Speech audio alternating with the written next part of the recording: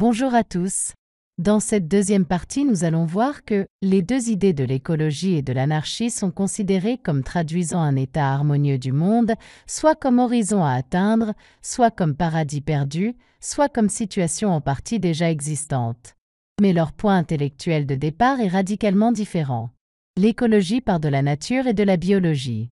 L'anarchie part du politique et de la question sociale.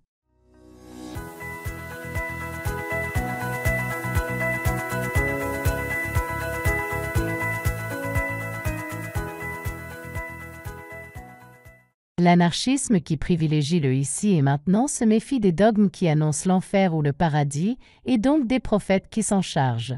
Or, ces prophètes sont en position de gourou, de maître et de chef que Kropotkin, notamment, considère comme étant à l'origine de l'État et non la propriété privée comme le pense Engels, ou la guerre comme le pense Schmitt.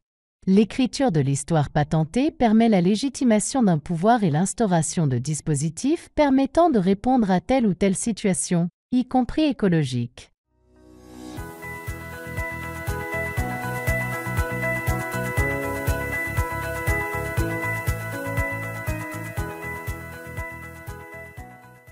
Pour autant, il ne manque pas d'ambiguïté chez les anarchistes vis-à-vis de l'histoire, moins sur le registre téléologique que sur celui de l'optimisme et du pessimisme.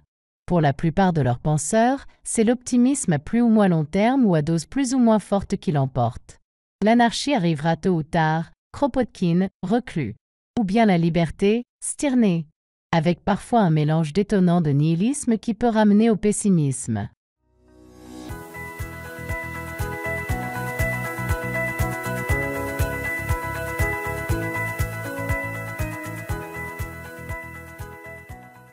Fondée sur la philosophie de la nature, l'écologisme est en but à l'interprétation de son sens.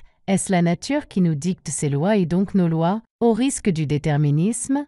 Est-ce que ce sont les hommes qui l'interprètent, au risque de l'anthropocentrisme? Ou celui d'une écriture de la nature qui serait aussi pernicieuse qu'une écriture de l'histoire?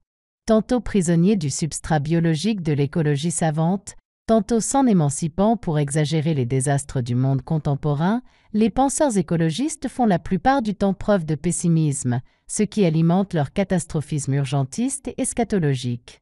Le principe responsabilité en 1979, dramatique sinon nihiliste, que le philosophe Hans Jonas, 1903 à 1993, oppose délibérément au principe espérance, 1944, 1955 et 1959, du philosophe marxien Ernst Bloch, 1855 à 1977, en est l'un des symboles.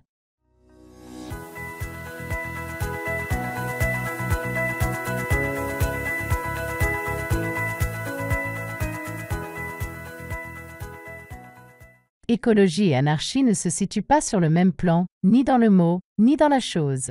Au sens strict, celui qu'il faut garder sous peine de pratiquer une ontologie tout azimut ou écologie serait en quelque sorte un équivalent de habiter la Terre. Pourquoi pas de sociologie, alors? L'écologie est une science. Une science née à un moment donné, dans un contexte qui n'est pas neutre, et avec des savants qui ne le sont pas non plus. Une science de la nature où la place de l'être humain est certes évoquée à ses débuts et de plus en plus par la suite, mais d'une façon qui mérite d'être traitée par l'histoire et la sociologie des sciences. C'est uniquement sous cette acception-là que je parle d'écologie.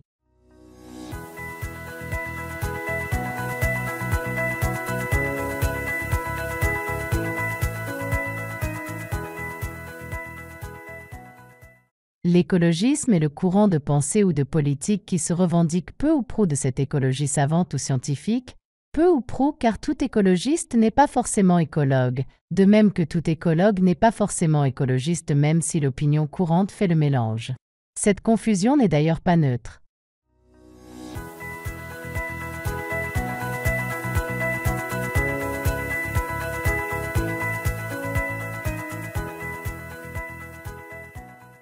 Bien souvent, les deux idées de l'écologie et de l'anarchie sont considérées comme traduisant un état harmonieux du monde, soit comme horizon à atteindre, soit comme paradis perdu, soit comme situation en partie déjà existante. Mais leur point intellectuel de départ est radicalement différent. L'écologie part de la nature et de la biologie. L'anarchie part du politique et de la question sociale.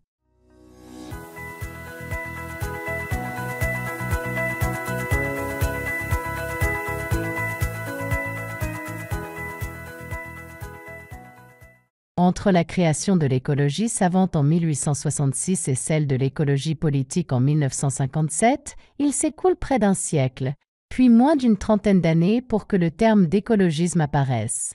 L'anarchisme, en revanche, n'est pas issu de la science. En schématisant, les anarchistes avancent deux interprétations.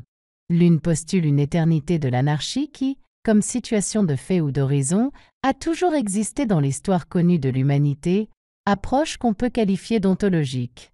L'autre estime que l'anarchie pensée politiquement, donc débouchant à terme sur l'anarchisme, se situe dans une période moderne et une région précise, le XXe siècle en Europe. Approche qu'on peut qualifier de sociologique, historique et géographique. Comme cette dichotomie a ses limites, la révolte et l'aspiration à la justice caractéristique de l'anarchie existent depuis la nuit des temps. On recourt aussi à l'adjectif libertaire pour élargir le champ de référence.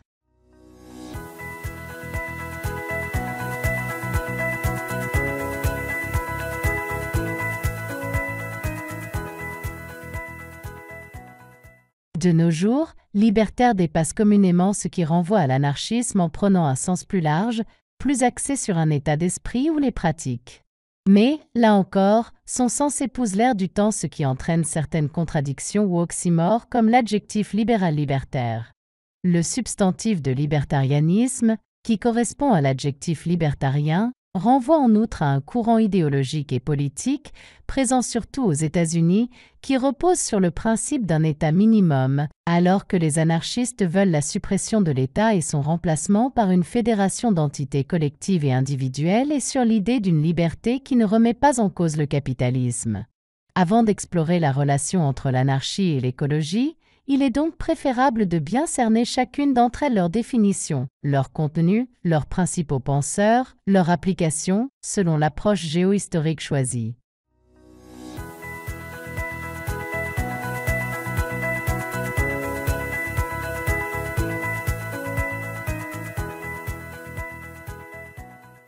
Ce podcast a pris fin.